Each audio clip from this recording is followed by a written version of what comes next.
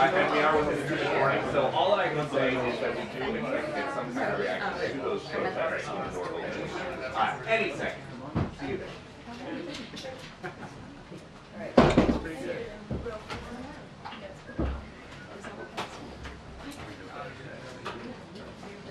Yeah, no, I'm still here. I'm just going to sit down just for so that.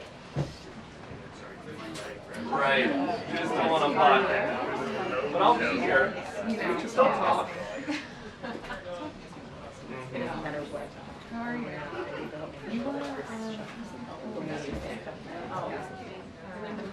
Yeah, and look, the White House, their line about the protest so far has been that as long as they stay peaceful, that people have a right to express themselves, but they do generally condemn that kind of rhetoric. But there's also a lot that they need to talk about concerning the relationship with Israel and next steps now that we know that Israel was told, or the White House was hoping, back-channeling that they would not respond the way that they did last night. So we'll throw it back to you, and I bet that the door opens as soon as I stop talking.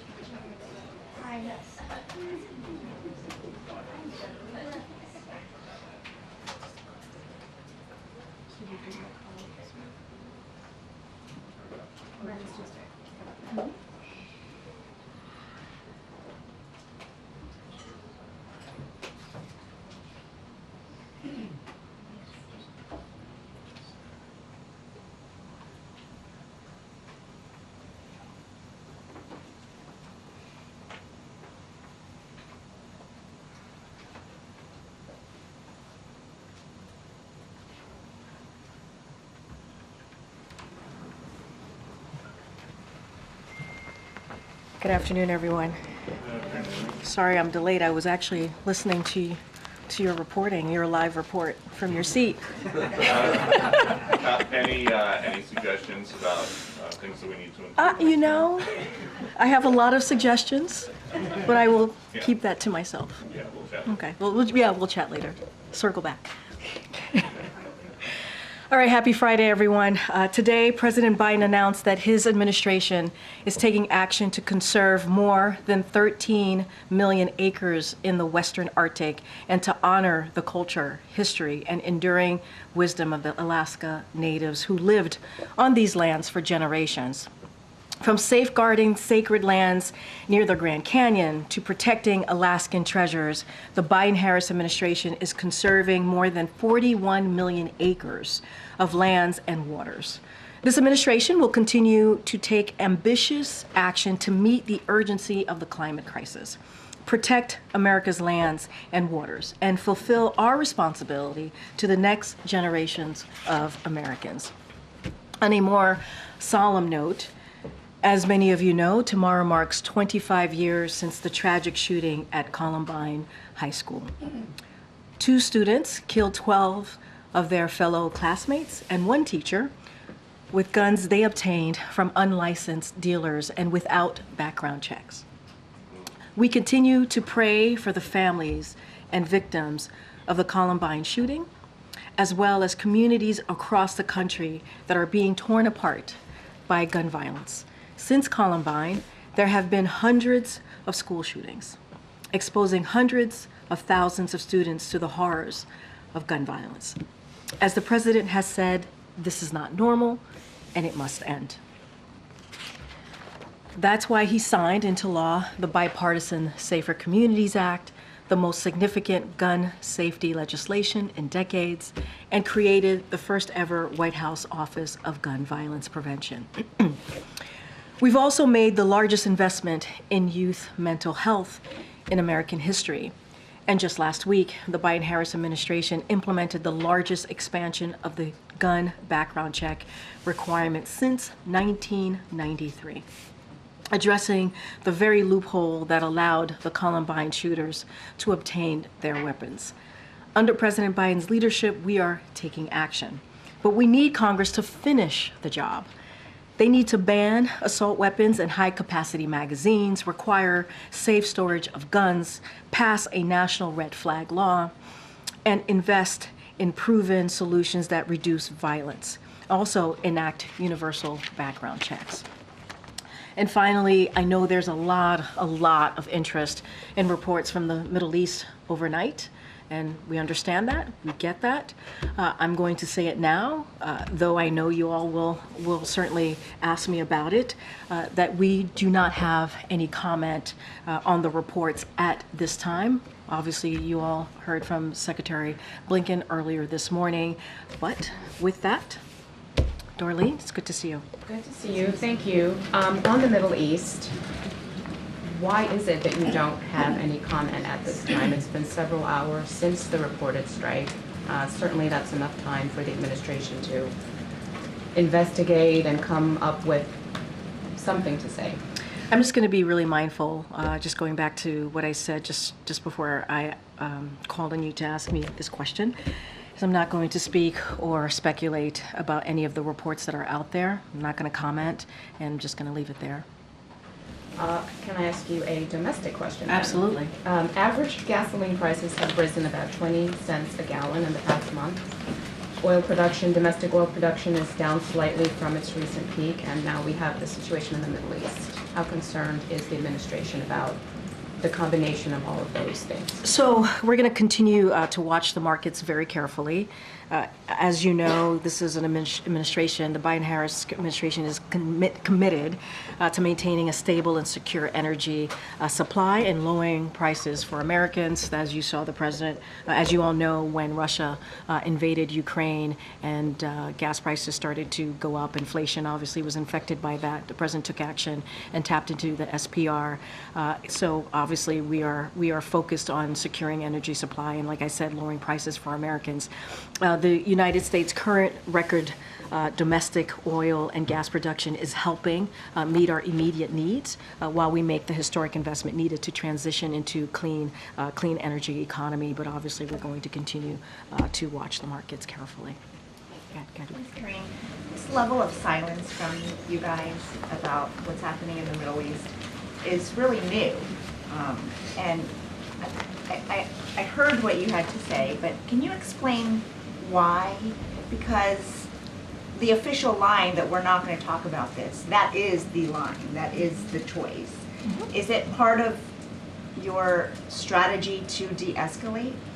Look, I'm going to, again, be super mindful, and I get the interest, obviously. I understand the interest, and going to be disappointing many people here this afternoon. I just don't have anything to share. I'm not going to speculate on the reportings out there. You heard the same. Obviously, you said what we've been saying since this morning. You heard from Secretary Blinken, and so I'm just going to be really, really mindful. But as you asked me as well about escalation, I'm going to speak more generally. We have been very, very clear from here, from the beginning, that we do not want to see this conflict escalate. We continue to consult with our allies and partners, including in the region, obviously, and to reduce further risk of escalation in the region. And that's a sentiment that was expressed in the G7 foreign ministries joint statement that went out this morning. You heard that, obviously, from Secretary Blinken, who was part of that meeting. I'm just going to be super mindful. I'm not going to speculate or speak to any of the reportings that are out there at this time. Okay, and earlier this month, President Biden said that if Israel did not change its approach with regard to Gaza, then the U.S. would have to change its approach. Can you bring us up to speed about what Israel has done other than the steps that it announced in those immediate hours after the president? So, look, we're continuing to have conversations, obviously, with our counterparts in the Israeli government. You know that, as you know, we put out a readout of the Rafah meeting yesterday, and it was a constructive meeting. So, obviously, the readout speaks out for itself. And as it says, the United States and Israel agreed on the shared objective to see Hamas defeated in Rafah. The U.S. side continued to express concerns with various courses in action in Rafah, and Israeli participants agreed to take these concerns into account and to have further follow-up discussions between experts. So certainly, as it relates to that, we'll have more to share, and we're going to continue to have those conversations with our Israeli government, with the Israeli government, with our counterparts there, and the president made himself very clear. He made himself very clear. So I'm actually talking about the commitments to do more to protect civilians and aid workers. Just this week, Yes. an Israeli strike hit a refugee camp that killed several children. So I'm asking about the commitments to better protect people and to get more humanitarian aid. Well, I think speaking about Rafah is also protecting, right, almost 1.5 million Palestinians who are seeking refuge in Rafah. So that is something that I wanted to make sure that was very clear. We care about that, which is why the president has been consistent about not wanting to see a major military operation. So I think that is important for folks out there to note. And look, we've been really clear. The president had that conversation with the prime minister about making sure that we protect innocent civilians, as I just mentioned, and also the humanitarian aid workers. Look, we do not want to see that type of any civilians, any innocent civilians' life taken. We don't want to see any humanitarian aid workers, their lives being taken as well, as they're doing really undertaking some really brave actions by making sure that what we're seeing in Gaza, the humanitarian crisis, that they are attending to that and making sure that people get the food, get the aid that they need. And so we're going to continue to have those conversations. The Israeli government said that they're going to take action, and we're going to continue to obviously speak with our counterparts there. Thanks. On Rafah, did the Israeli delegation give any indication that they were open to changing their plans? So look, we're going to certainly continue to have those conversations. They shared their side of their concerns. We shared our concerns. I'm not going to go into details. We have the readout that we shared with all of you. Just don't have anything beyond that. After the G7 meeting, the Italian foreign minister today said that the U.S. was informed by the Israelis at the last minute about this counterstrike in Iran. Is that accurate? I'm not going to speak to our diplomatic conversations. And then domestically here at home, a third Republican is expected to join the motion to vacate Speaker Johnson from his post. Would the president encourage Democrats to save Speaker Johnson and his job? Was that part of the conversation that he had with the Speaker on Monday? Well, I'll say this, and we've been very consistent, and I think that what I'll say will answer the question. We do not get involved when it comes to leadership in whether it's the Senate or in the House. We're very mindful. That is something that the members, in this case, the members in Congress, have to decide on. As it relates to Democrats, Leader Hakeem Jeffries, that's something that he and his caucus have to make a decision on. We do not get involved. The president doesn't have any opinion about whether Democrats should help save a Republican speaker in his job? I mean, I've been asked this question many times, whether it's on the Senate side or the House side in the last 2 years, almost 3 years, when we've gone through these types of exercises, or the House has gone, in particular, has gone through this exercise, and we've been pretty consistent. There's nothing new here. We have said we're not going to involve ourselves in this. This is something, in this case, for members of Congress to decide. Thanks, Karine. Just about the call yesterday between U.S. and Israel, to what extent did Iran come up on the call? Look, I'm going to be super mindful. I'm just not going to speak to diplomatic conversations. Obviously, we put out a readout, and so I'm just going to leave it. Not going to go beyond the There readout. was a reference to that, but can you at least I'm talk not going to go beyond the readout that we shared with all of you Did the yesterday. U.S. lobby Israel at all on a smaller scale response? Can you talk to that? Can you talk about that? So I can say that I'm going to be mindful, because I'm not going to speak or speculate to any of the events from last night. And I know you all have a lot of questions on this. I get it. I understand. I want to be mindful here. Okay, well, in domestic policy then, on U.S. Steel, I know you and I spoke a little bit about that yesterday as well. The transaction is under review at CFIUS. That process will sort of play out. But really, Japan is an ally. So what is really the national security concern here? I mean, is it Nippon's business in China? And at the same time, the president's, of course, pledging that, the company will stay in American hands. So is he confident that a CFIUS review will come up with national security complications? And if that happens, what is his concern primarily? So let me just first say at the top, and you heard the president say this when he was making the announcement in Pittsburgh, that steel is the backbone of our economy. It's a backbone of our national security. It helped build the middle class. You heard directly from this president. The CFIUS has its own process. I'm not going to get ahead of that. And so I'm going to just let that process go. I'm not going to get into hypotheticals. And we've said before that this looks like this is an action for CFIUS to take on, and so that is what they're going to design. Obviously, they are designated to examine this, and so we're going to let that process Is the be. White House telling CFIUS, is there sort of any kind of mandated time frame They're here? independent. They are independent body, and we're going to let CFIUS move their process. How's the president, as confident as he is, pledging that the company will remain in U.S. hands? Look, the president believes that U.S. Steel will remain an American-owned and American-operated. We're going to let CFIUS run its operations, do its process. It is designated to do this process. I'm just not going to comment. But he believes strongly on that, as you just stated in your question. Last weekend, President Biden advised the Israeli Prime Minister in his phone call to think carefully and strategically about next steps following Iran's attack against Israel. Is it the U.S. assessment that the Prime Minister took the President's advice and has a tamped down concerns of escalation in the region?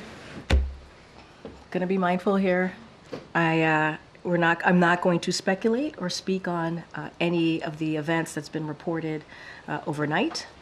So I'm just going to leave it there. We have been very clear. You heard this from Secretary Blinken this morning about de-escalation, not escalating in the region. We've been very clear about that. Any question that is related to the reporting out there, I'm just not going to speculate or comment. Okay, moments ago, someone set themselves on fire in front of the courthouse where Donald Trump's trial is underway. Are there any plans to step up federal authorities' presence, enforcement? Yeah, so it's a very sad news. We're just learning this as you all were reporting this live. I was watching all of you reporting this live. So it's a developing situation. So I would direct your comments, your question at this time, at least to what's happening currently to local authorities. I don't have anything beyond what you all are reporting. It's just happening and it's developing. It's obviously a very sad news. Another question. More than 100 people protesting the war in Gaza were cleared off the Columbia University campus yesterday and arrested. Is the president aware of these arrests, and what is his message to these protesters? So just let me say at the top, because I have to be mindful here, as you know, there is an investigation currently being led by the Department of Education. It's an ongoing civil rights investigation of Columbia University. So I won't speak to specifics about the protest here. There's a couple things I do want to say is that we know this is a deeply painful moment for many communities impacted by this conflict. The president and our administration continues to speak out and forcefully condemn anti-Semitism, and our administration is implementing the first ever national strategy to counter anti-Semitism. In recent months, we've seen a shocking rise in anti-Semitism, Islamophobia, and anti-Arab hate in the U.S. and around the world. He has also been clear that hate has no place in America, whether it is based on race, religion, gender identity, sexual orientation, disability, or any other form of hate, which is why there is no place for discrimination on college campuses or anywhere in America. The president also believes that free speech, debate, and non-discrimination on college campuses are important American values. When students are subject to hostile environments because of their faith or ethnicity, schools must act. Students must be safe to learn, and that's where we stand on that one. And just to follow up on the protests, I get you don't want to go into specifics, but what does the president think about young people in America saying things like, "We are all Hamas and long live Hamas"? Okay. I will say Look, this is a president that has been, since he's been in office, and the reason why he ran has been very clear about what he witnessed in Charlottesville. Let's not forget what we saw, the anti-Semitism, the bigotry, the hate that we saw in the street of Charlottesville, which, as I just stated, was one of the reasons that he decided to run. And no president has taken more action to combat anti-Semitism than this president. And so, in our national strategy, we made clear that when Jews are targeted because of their beliefs, because of their identity, or when Israel is singled out because of anti-Jewish hatred, that is anti-Semitism, and that is completely unacceptable.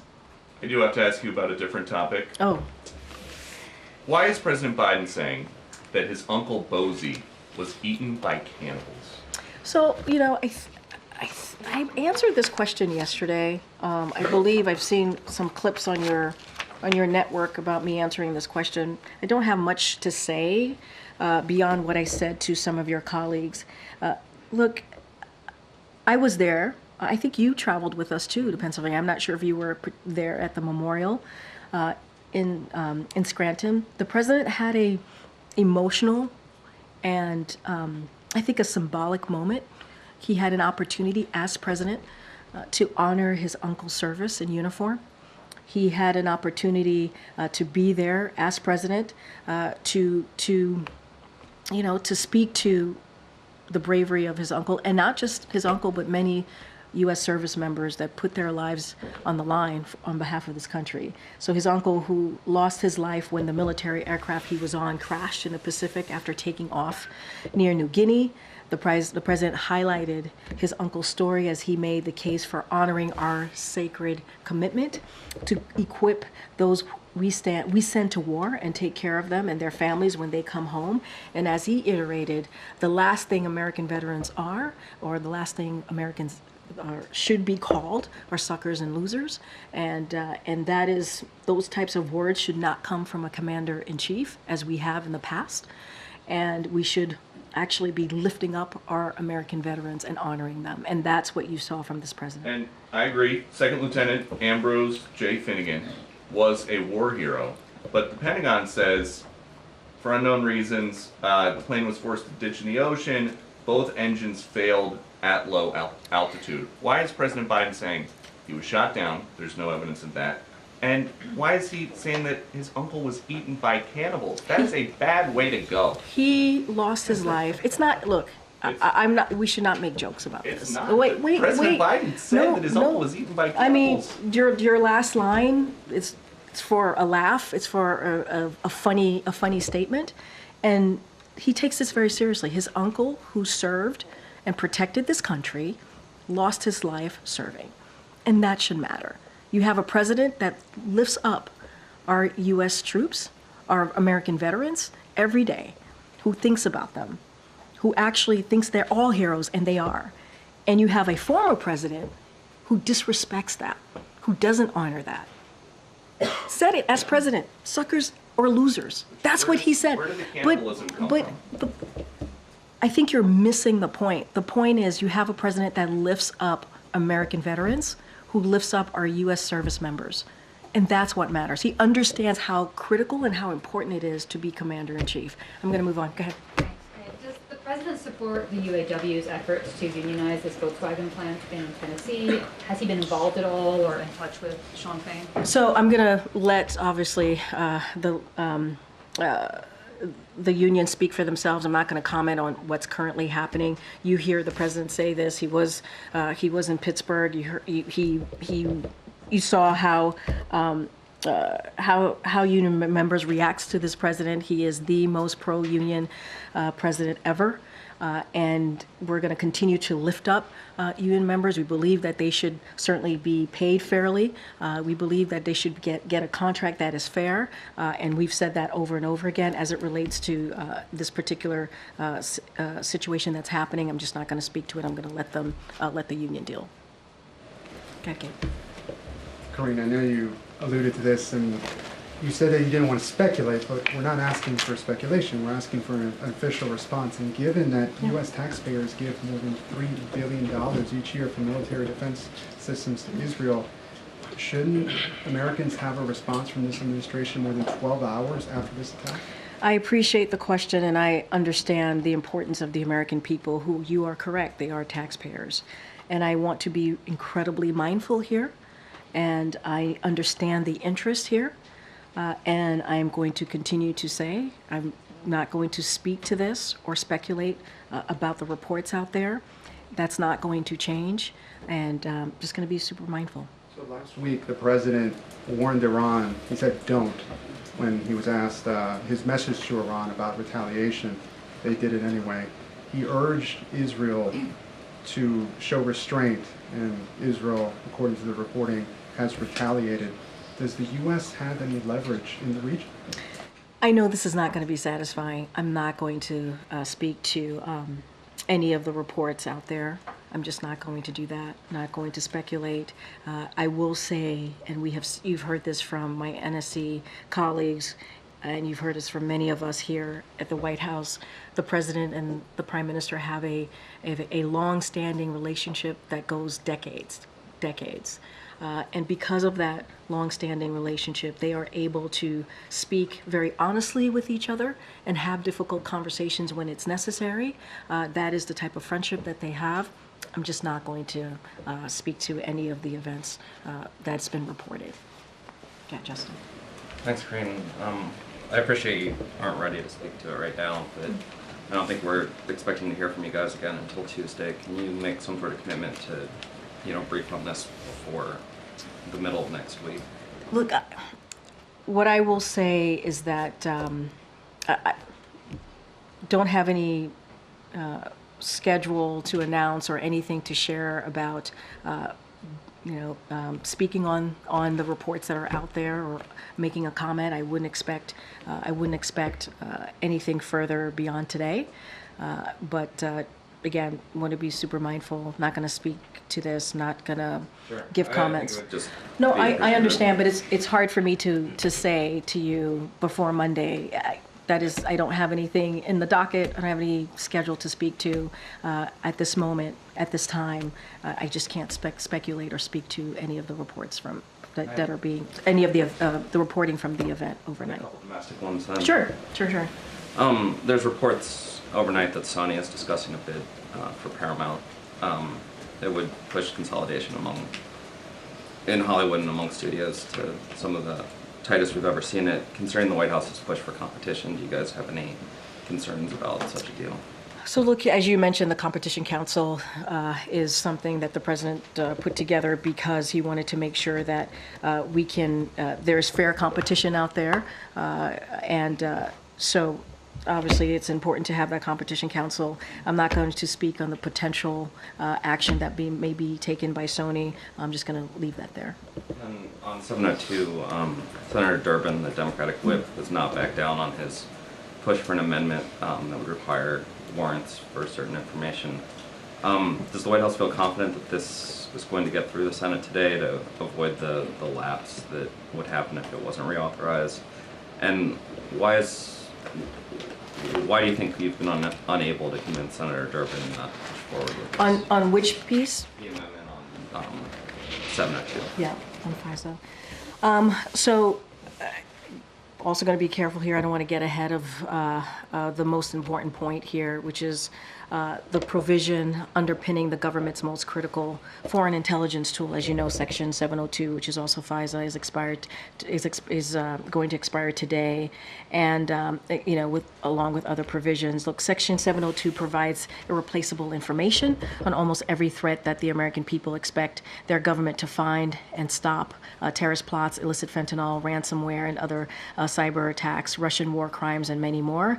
And so we're going to continue to urge the Senate to act to authorize it now. It is the bipartisan bill is currently, as you just stated in your question, in the Senate, and so we strongly support it. And so we're going to continue to have those conversations with Senate members on making sure that we move forward with it, encouraging to pass it. This is something that our Office of Leg Affairs, obviously National Security Council, has been on top of, not just this past week, not just today, but for several weeks now. And we want to strongly see it move forward. And as you can imagine, we're having conversation with senators. And so hopefully we see that. Okay. Thanks, Karine. Just going back to the Columbia protests really quickly, does the president see these arrests as a threat to freedom of speech or assembly? I mean, look, I got to be super careful. I got to be really mindful. There is an investigation currently happening ongoing with Columbia University about the Civil Rights Act, that's under the Civil Rights Act, and so going to be super mindful. I laid out the importance of freedom of speech, but also the importance of making sure that students don't feel fearful, and making sure students are able to go to school feeling safe. And so I have to be really, really careful here because there is an investigation. And so I'm just going to leave it there. I'll say one more thing. We understand that this time is incredibly painful for many Americans.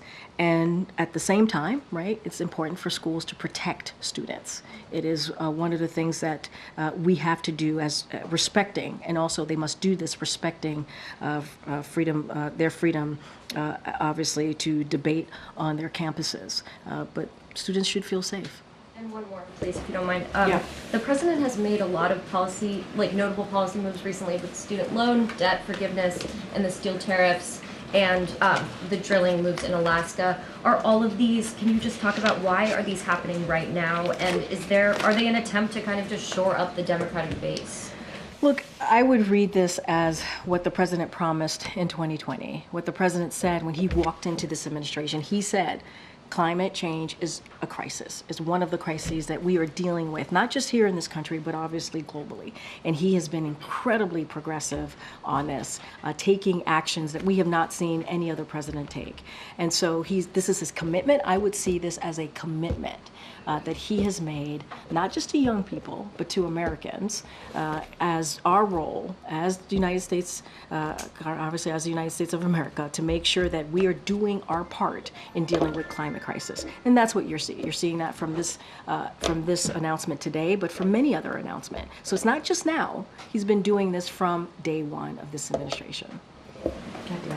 Thanks, Karine. Firstly, can I just ask you, has the president been briefed on these reported events that you don't wish to speculate on? So I knew some humor would be coming in, and I appreciate the humor. So I will say this: the president is regularly kept up to date in real time by his national security team, and certainly the last 24 hours, there's no exception there. But again, as you just stated in your question to me, I'm just not going to speculate on any specific events. Okay, just one other thing on Ukraine, if I may. Yep. If the supplemental passes, how soon do you anticipate that U.S. military aid could start getting through to Ukraine again? Is there any timeline? Right away. We have been clear since October, since we put forth the original, obviously, national security supplemental, how critical it was to get that Ukraine aid to the brave people of Ukraine who have been fighting to protect their democracy, fighting for their freedom, obviously. And so we've been saying it is critical. They have been losing ground because of Congress inaction. But we are, and I'll add this, we are very grateful to see that the House is moving, to see that it is moving in a bipartisan way. We want to get that out of the House, obviously, out of the Senate, to the desk of this president, and he will sign it right away so that the brave people of Ukraine can get that aid. We know what Mr. Putin wants to do. He wants to take over their sovereign territory, and we cannot allow that. We know what happens when you do not stop a tyrant, when you do not stop a dictator, and we cannot have that history repeat itself. Okay, John. Thanks a lot, Karine. Following up on that legislation regarding Ukraine that will be likely voted on tomorrow, Plan A was for the House to take up that bill that passed the Senate 70 to 29. That apparently is not happening. Is this, for the administration, a satisfactory Plan B, having this standalone bill passed by the House? Well, we see it as, and he said this, the president said this maybe 2 days ago. I'm losing track of my days this week, but he strongly supports this package to reinforce Israel and Ukraine. And let's not forget the humanitarian aid that's needed for the Palestinian people in Haiti, in Sudan. This is important humanitarian aid. Let's not forget the security in Indo-Pacific. So this is what this package is going to do. The president strongly supports that. He, as I just stated to Danny, your colleague here, that the president wants to see it moved out of the House, which is, I'm going to let the House speak to their protocols and their processes. It's going to move out of the House. He wants to see it move out of the Senate. He wants to see it on his desk so he can sign it, so we can get that aid, the security assistance, obviously, to Ukraine. That's very needed. I talked about the humanitarian aid that's needed, the all-important aid that's needed to Israel as well, and Indo-Pacific. This is important, but we see it as a package. That's how it's moving forward. And then in response to Danny's question, you said that Ukraine has been losing ground because of congressional inaction. Yep. Inaction in the That's House. something we've said multiple times. So is it your expectation that because of this package that likely will pass the House, hopefully from your perspective pass the Senate, get to the president's desk, that Ukraine can win back that ground that they've lost because of congressional inaction? Look, what we need to do right now is make sure that they have the security assistance to defend themselves, to defend their sovereign territory. I can't speak to the military operations on the ground, and what I'm repeating is something that the CIA director said even yesterday. He said that to the Big Four when they met very early on this year, that they are losing ground, and congressional inaction is hurting what Ukraine is trying to do. So we want to see, right now we're seeing action. I want to be very clear, we're grateful for the action that we're seeing coming out of the House. We want to see it out of the House, out of the Senate, to the desk of the president so that he can sign it. And so we are grateful for that movement that we're seeing. And we're grateful to both the Speaker and Leader Jeffries that they're moving in a bipartisan way to get that all very important, needed national security supplemental aid to Ukraine, Israel, humanitarian aid, obviously, and also the security of it in Indo-Pacific. Two questions, both on the aid bill. The first one is more logistical, kind of a follow-up. What kind of engagement will the president have over the next day or so? Is he planning any calls to House members, to Speaker Johnson, and how is he ingesting sort of what's going on? So a couple of things, as you know, earlier this week, the president had a call with the Big Four, and that was, you're talking about the national security supplemental. So you had a call with the Big Four, and I think that's important to note. And on Monday, the Speaker Johnson, reached out to the president to share his plan for the national security supplemental. Obviously, the president shared his support for moving that package forward, and throughout the week, but I mean, not just a week, it's been some time now. You have our offices here, Office of Leg Affairs, other advisors to the president, meeting, talking regularly with leaders in Congress to talk about, to offer any assistance here, but provided consistent briefings, continued consistent briefings. That hasn't stopped on pressing national security needs. And so those conversations continue. The president has been very much engaged in this week, this past week. And so, look, we want to see this moving. We want to see this moving. We're grateful to the leaders for getting this moving. Certainly looks like out of the House. We want to see it moved out of the Senate, get this signed by the president so we can get that all-important national security needs to protect our national security, obviously. But anything as it comes over the finish line over the next day or so? Don't have anything from the president himself reaching out. Don't have anything else to share, but the president has been engaged. He talked to the Big Four, and Speaker Johnson called him to lay out what was in, how he was moving forward, what was in the package, and we appreciated that. Let me ask just one more. Yeah, sure. The president is a student of history. He ran largely on returning norms to Washington. Yeah.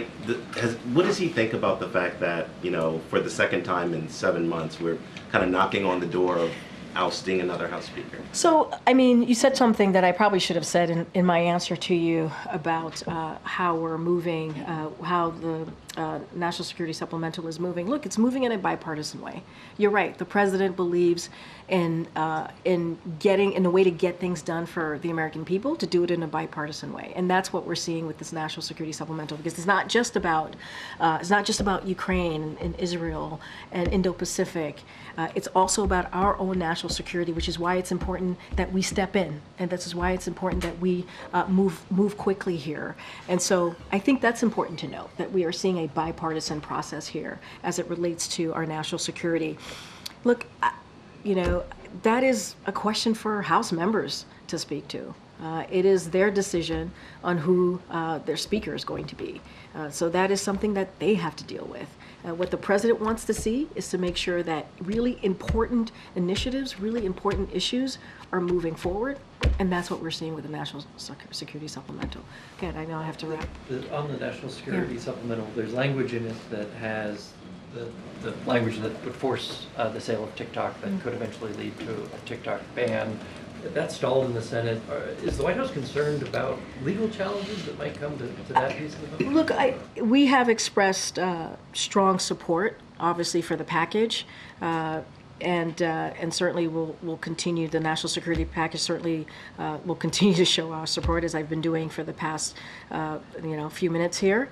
And it was this bill, obviously this national security package includes this bill, as you just mentioned, which has improved thanks to the leadership of members of the House and the Senate. So in that, what you're talking about, the TikTok divestment, not a ban of the app TikTok, there's been improvements in this made by both chambers. So we're proud to see that.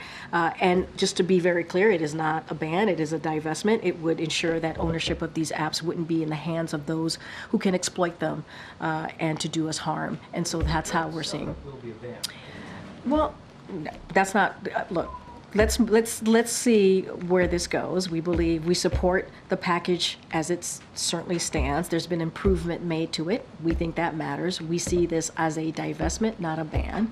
And it is important. This is another piece of our national security and protecting our national security, protecting American people. So making sure that they don't get exploited and that harm could be done. Go ahead, Garen. Ahead of the cannabis holiday 420, a few advocacy groups, including the Drug Policy Alliance and SPLC, sent a letter to the president thanking him for his actions on marijuana reform, but they say that it falls short of promises he made when he was a candidate in 2020 that he would decriminalize marijuana. They acknowledge that the rescheduling of marijuana is an attempt to address racial equities, but they say that it doesn't go far enough. They want the president to publicly support decriminalization. Does the White House believe that it has done enough as it relates to the issue of marijuana reform? I mean, look, on decriminalization, the president has been very, very clear. He doesn't believe that anyone should be in jail or be prosecuted just for using or possessing marijuana. He continues to say that. He believes that. As you know, he asked the Secretary of HHS and the Attorney General to initiate the administrative process to review how marijuana is being scheduled. HHS concluded their independent review, which was guided by evidence, by science, which is what we believe here in this administration. And now the scheduling review is now with the Department of Justice. And so certainly the process is still going, the review is still going, so DOJ has this. But the president has been really, really clear about how he feels about the people being prosecuted just for using or possessing marijuana. That has not changed. And now HHS has did their review, and now DOJ. It's in the hands of DOJ. Any future announcements, whether future pardons or anything else? I don't, as it relates to pardons, I don't have anything to preview at this time. But look, there's a review that Department of Justice is currently undergoing, so we got to let them do their review. The president's been pretty clear on where he stands on this, and so I would refer to Department of Justice on any, on rescheduling and their review. I do have to wrap it up. Madam. Thank you, Karine.